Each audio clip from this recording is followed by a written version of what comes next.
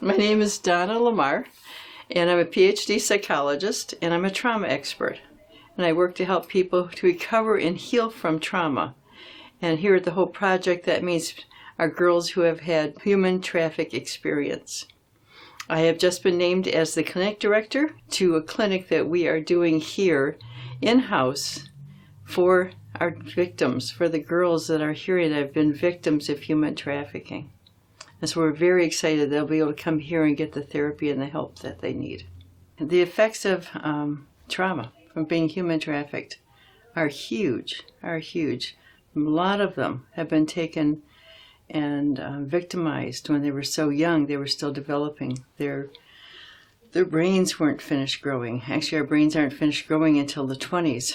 So if they're being traumatized as a child in the elementary age, it's just really damaging. We know that trauma affects the brain. We know that it affects the body, the emotions. Every growing, healing part of our body is affected. For instance, if I'm traumatized, instead of my brain going into developing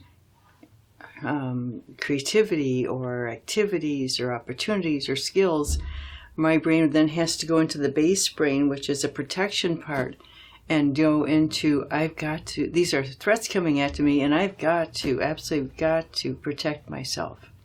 I need to do things to keep me safe. I need to pretend I'm liking whatever I'm hating. I need to please somebody, or I need to try and find a place to hide. There's all kinds of ways that people are working to get through it. But the base brain is developing in a way that is much stronger and doesn't get bigger, but it gets stronger. And that's where the neuron paths are being developed. Neuron paths are kind of like together, and they go, all of a sudden there's a path there, and they've got the learning. Well, instead of learning creativity, intelligence, and growth, they're learning to survive. They're learning maybe sexual acts that they never wanted to learn and never should have been learning. Let me say it again. The rest of the brain is being not developed as well. The amygdala and the hippocampus are kind of right together, and they both form the autonomic nervous system along with the paranervous system. And one calms them down, and one's going to hype up. Well, this part gets real hyped up because it's got to protect. It has to trigger the rest of the brain, to trigger the neurons, to trigger the hormones going, and when all the, like cortisol gets going. And cortisol is a very damaging hormone, but it's used for dealing with stress. And if they're always traumatized in this part, the parasympathetic nervous system isn't allowed to, or doesn't get a chance to calm them down. So we'll see maybe things like they don't know how to calm themselves down. They always had to be on guard. And this part of the brain, the thinking part, doesn't get a chance to figure out how to do problems, how to reason, how to deal with the world, how to have a relationship, because it's been so occupied with survival, absolute survival. And we think about this precious little child that went into such trauma that they're just little inside. They're just little inside. And they need a whole lot of help to heal in many, many ways. It is possible to heal. Not only possible, it's absolutely people will heal if they are committed to healing and provided the right opportunities. And the right opportunities are what's being provided here at Hope Project. Activities like horseback riding, activities like crafts, activities like the retreat, support groups, therapy groups that are now going on. Relationships are huge. These girls do not have an idea, really, of how to have a good relationship until they've come here and find out that they're cared about. They're cared about and honored and respected. And they're given special healthy rules, not crazy rules. Some people say it's sane here. Well, it's sane because the rules are, here's the rules, here's where they go. And if you follow the rules and join us and have fun with us, they will heal. So we heal in many, many different ways, not just in the therapist's office. It would not ever be enough to be in a therapist's office. It's powerful. It's important. But we need the support groups, too. We need the opportunities to...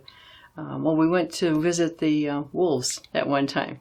And it's watching the girls enjoy the wolves. And it's like, oh, my goodness. It's like these big, huge animals are coming up and letting them pet them. And it's like, wow, all right. When they're giving crafts, when they're giving fun things to do.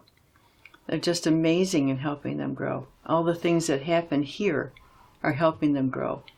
The older I get, the less I know what healing is. It can be a look, it can be a smile, it can be a phone call. It can be a therapist session. It can be a psychotherapy session. But often, it's just the little things that say, I care about you. And the kindness that is given here. Once a person is rescued, it doesn't mean that their journey is going to be, okay, wonderful and terrific then. They have a long journey ahead of them, and that is where Hope Project comes in, and helping them with the activities and the opportunities for relationships and all kinds of things they can grow with, and therapy they can get, and the healing they can get here.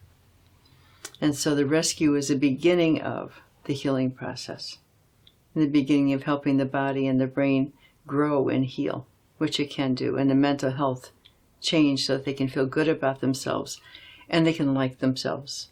Because usually until this point, they do not like themselves. Healing is at least 2-year to 3-year process from severe trauma, at least. And again, that's back to the Hope Project, and I do hope people donate in a big way to Hope Project for all the work that's being done here, because it's making a difference. Major difference for a lot of people here. Thank you very much for listening to this program. We appreciate your support and your caring, and we do hope that you will donate to help us continue the work with the girls. Thank you.